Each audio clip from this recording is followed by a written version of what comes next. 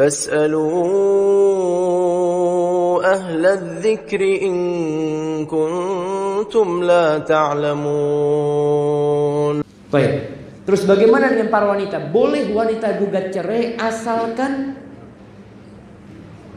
ada alasan. Alasan yang sesuai dengan syariat. Para ulama menyebutkan banyak alasan ini. Di antara alasan yang disebutkan oleh mereka, yang pertama, suami tidak bisa, Masya Allah, tidak bisa memenuhi kewajiban, tidak bisa memberikan nafkah, suami tidak bisa memberikan tempat tinggal, maka ketika itu istri punya hak gugat cerai. Punya hak.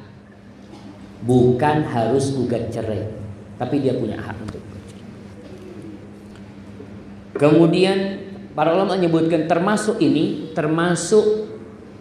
tidak memberikan nafkah yang layak kalau suaminya bakhil sekali.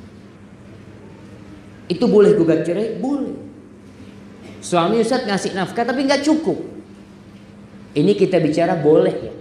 Disebutkan oleh para ulama dalam kitab-kitab fikih mereka, Ibnu Qudamah dan kitabnya Al-Mughni. Yang kedua, apabila sang suami suka menghinakan istri, baik menghinakan dengan ucapan, dicaci maki istrinya, dijelek-jelekin istrinya, dilaknat istrinya, atau dipukul istrinya tanpa sebab yang syar'i, maka tatkala itu boleh dia menggugat cerai walaupun peristiwa itu sekali terjadi. Nggak main-main ya.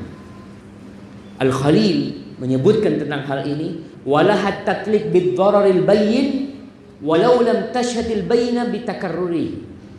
Artinya boleh perempuan ini minta diceraikan gara-gara dia suka disakitin, jelas. Dia disakitin dengan tampak dengan jelas walaupun tidak berulang kali. Ini sang suami harus sadar kalau istrinya minta cerai, jangan tahu-tahu dia menyampaikan hadis Nabi alaihissalatu wassalam, ayyuma imra'atin talabat talaqan min ghairi ma bihi ba's. Wanita mana saja yang minta cerai tanpa ada sebab yang syar'i, fa haramun alaihi raihatul jannah, maka haram bagi dia mencium bau surga. Tapi kalau ternyata antum nyakitin dia, mencaci maki dia, menghinakan dia, memukul dia, ketika itu dia punya hak untuk gugat cerai.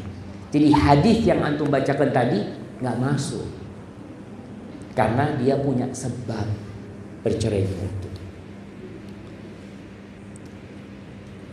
Kemudian yang ketiga, apabila si perempuan ini merasa bahaya karena sering ditinggal sama suaminya, suaminya sering keluar kota lebih dari 6 bulan.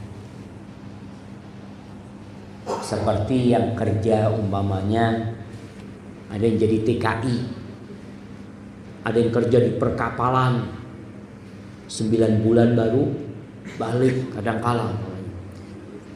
Dia boleh, ini perkataannya boleh minta cerai kalau memang dia merasa bahaya. Artinya dia merasa terfitnah, kebutuhan dia tidak terpenuhi. Dia menikah salah satu tujuannya adalah menyelamatkan kehormatan diri. Ketika ditinggal suaminya kerja 2 tahun. Kalau sang suami kerja 2 tahun mau di Malaysia, kerja 2 tahun di Saudi, dia bisa kawin lagi di sana. Dan banyak Anda jumpai, mereka kawin lagi, tapi istrinya nggak bisa. Ketika dia punya keinginan, apa yang harus dia lakukan? Ya dia gugat cerai. Enggak, sudah anak nggak kuat, sudah ditinggal kayak gini terus anak nggak kuat. Boleh dia gugat cerai. Imam Ahmad pernah ditanya, kam lirrajul an yaghiba an ahli, berapa lama seorang lelaki meninggalkan istrinya dalam safar? Beliau mengatakan 6 bulan. Jadi 6 bulan istri gugat cerai. Tapi kalau istri ridho, ahlan wa sahlan. Ada istri-istri yang senang ditinggal suaminya lama-lama. Nggak apa-apa mas, yang penting fulusnya ditransfer. Ada tuh suami yang istri kayak gitu, nggak apa-apa, berarti nggak ada masalah. Sang istri tidak ada masalah dengan suaminya meninggalkan dia, berarti nggak perlu dia gugat cerai. Yang keempat, kalau suaminya dipenjara, ditahan karena kasus apa, ditahan dalam waktu yang lama, Kemudian sang istri merasa, aduh nggak kuat anak kalau seperti ini, bahaya. Bukan sang istri, ada yang mengatakan istri yang tidak setia sama suaminya. Bukan.